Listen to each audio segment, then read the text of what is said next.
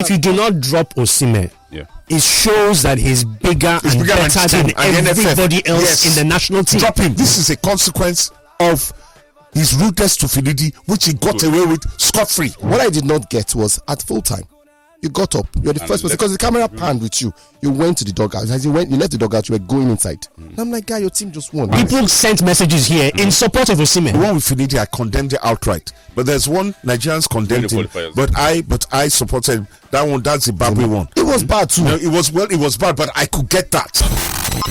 This is Sports Zone on Lagos Talks 91.3. I do apologize sincerely to everybody in the studio, those that are arguing against it, and to our listeners for ever pushing Osimhen's name.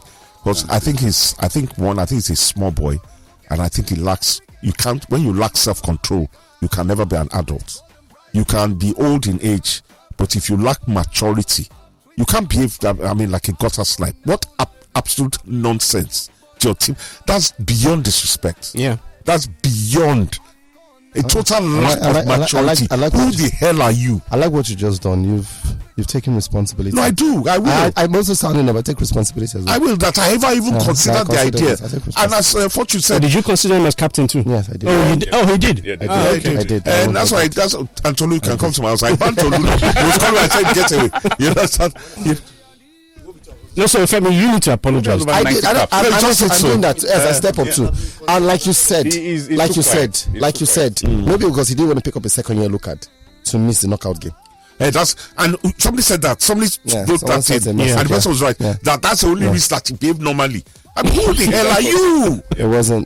I can't stand that in a team. There's no I in team. I get the passion. Where I was even that's not passion. That's bad behavior. What I mean, I get the passion. Like people can go into the dressing room and they trash it out. Exactly. What I did not get was at full time, you got up. You're the first person because the camera panned with you. You went to the dugout. As you left the dugout, you were going inside. And I'm like, guy, your team just won. Go on. Normally the team stays together, pray because you just walked away. He's done to the one with Finidi. I condemned it outright. But there's one Nigerians condemned him. But I supported him. That one, that's Zimbabwe one. It was bad too. No, it was bad, but I could get that. I cannot get that result. I could.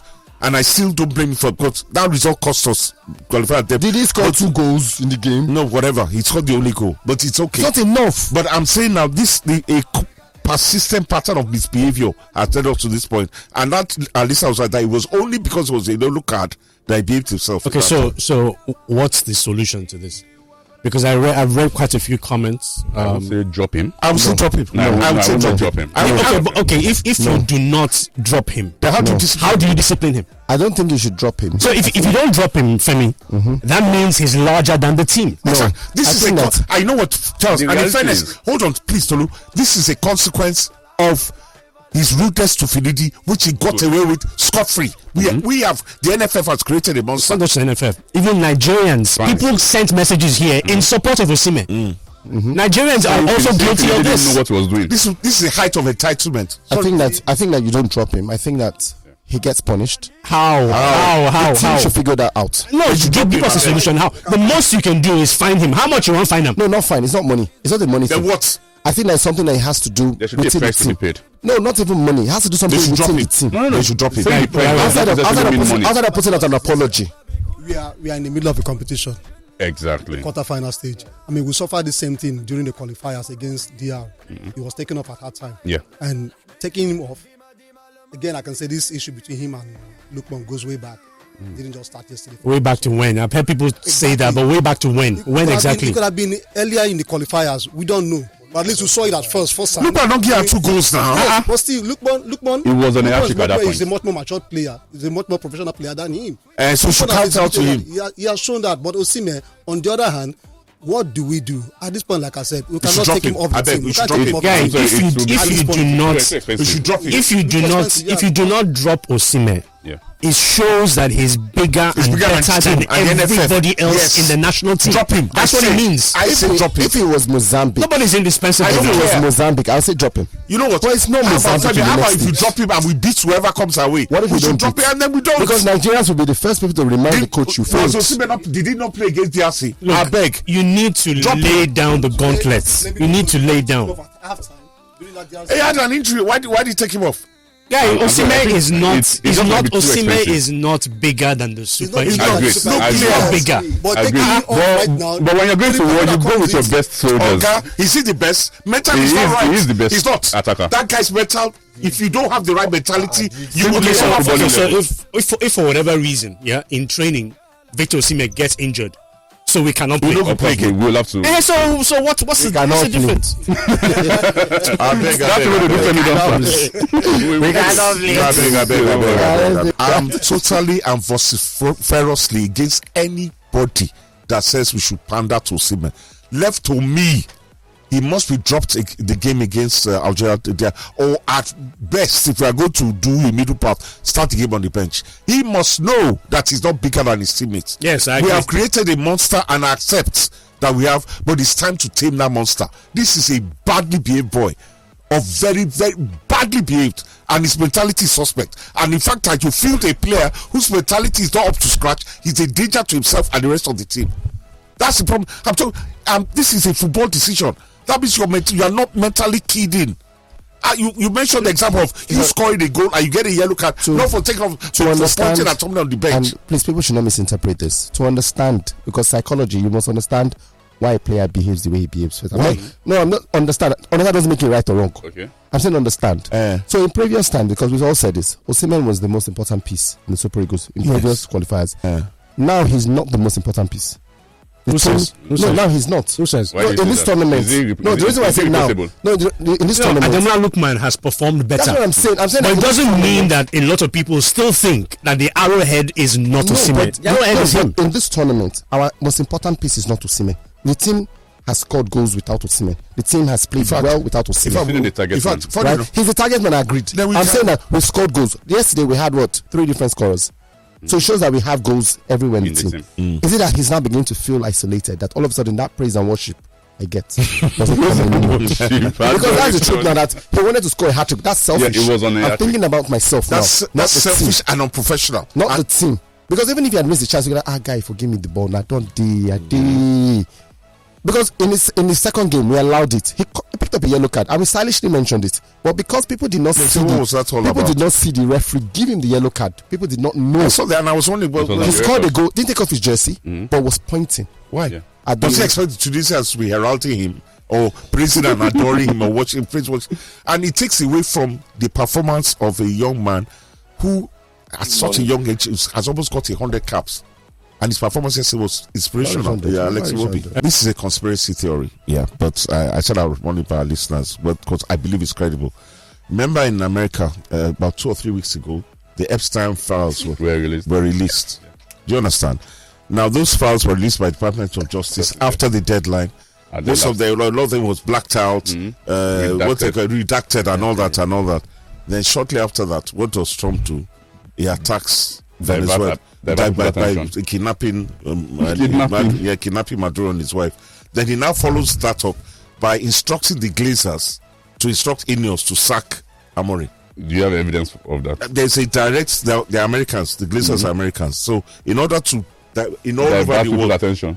So the Western Hemisphere is the. How did we get here? It's my conspiracy theory. So I believe that Trump instructed the Americans to tell Ineos to sack Amorim. So the sports world is in uproar as well. No, it's not really disturbing that Amorim was sacked. What's going on? Amorim is gone, thank God. What's going on? What's going on? White and God. No, it wasn't moving. We were not improving. Wait, so it's Ineos that is and the Glazers that are doing well. What's going Do you on? think if you brought in a what you call it? Sacking of Amorim. That's not the only gist now. No, wait, hold on a sec. Back. Have you guys We discussed expected Fury? Fury to be back. Everybody knows Fury is a clown. When he has done it twice or thrice now. Why are you guys so worried about United? What's the big No, deal? but the thing is, if you can convince Pep and Klopp to come back to Premier with Pep, and who are the other two? That's Arteta and Maresca. They can't do anything with that club. With these clownish owners, can't do anything. No. You know, there was just my own one sentence on this. I had a conversation with someone yesterday, someone who listens to the show, and he kept talking about the players. And I said, look, all the United managers since post-Ferguson, how many of them have achieved great things afterwards? Great things. None. None. But if you mention the players, how many of them have achieved great things afterwards? Lots of them. A few of them have. So the question, if you keep a few, yes. So if you keep, but none of the managers, none actually, none. To show to Great things. Yes, after leaving Man, none have achieved great things. So they just are you saying Man U kills their career, or they are not good? They're not good enough in the first I place. think that it's a mix. It's both. But I'm saying that the players have achieved good because a former United player was the player of the Italian Serie A last season. That's one. Two have played Champions League finals for 2 years. They've lost it. Matteo Damian has gone on to win Serie A titles. Damian and Mkhitaryan have played in Champions League finals, But they didn't win. right? Sancho won titles. But No, what I'm saying is Sancho that to play Champions didn't win. they have, and Sancho won a European title last year. Conference So League. players have gone on to do good things, but managers have not done good things. No. But I'll say one thing, and this is the last time on Amorim. I said on Monday Night Football, I've celebrated the sack of every United manager after Ferguson because I'm the first person general that starts calling for it. But Amorim's sack leaves a sour taste in my mouth. Because in fairness to Amorim, this one wasn't the players that got him sacked per se. It was the owners that sacked him for his utterances on Friday. Yes, I agree. Maresca liked that.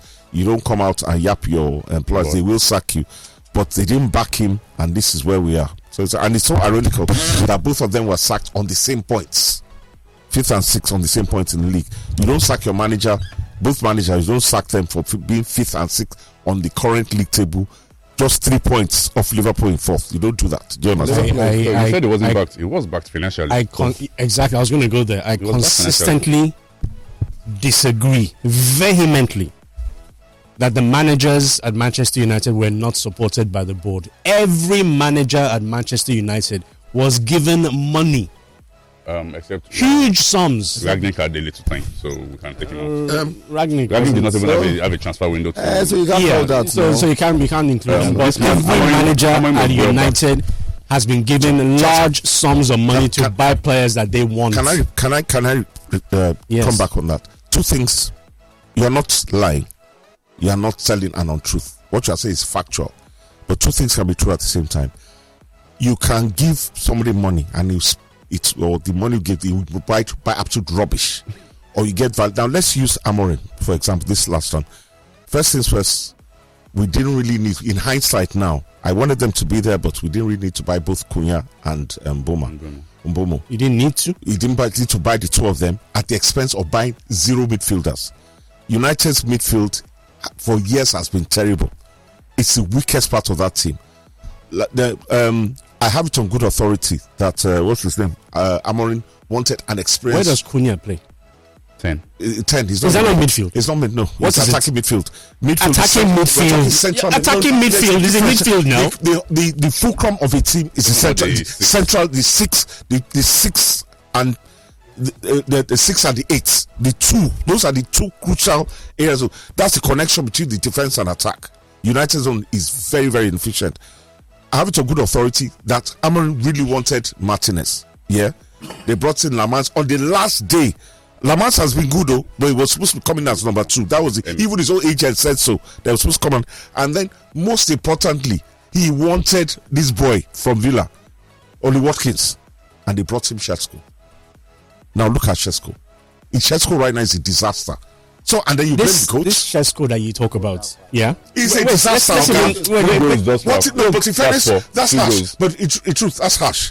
But what he wanted a Premier League experience, that proven striker. Shegun, okay, based on what you're saying, yes, United have wanted specific players, have gotten those players, and when they arrive, they never live up to expectation. But I think Mbemo is Premier League proven. If you look at the ratio of players that United have wanted over the years post Fergie, I'd say they've got maybe 40% of them. That's not true. I mean, it goes tell me one. Wait, hang on. Tell me one player that has come to United that was not heralded before he arrived. One player.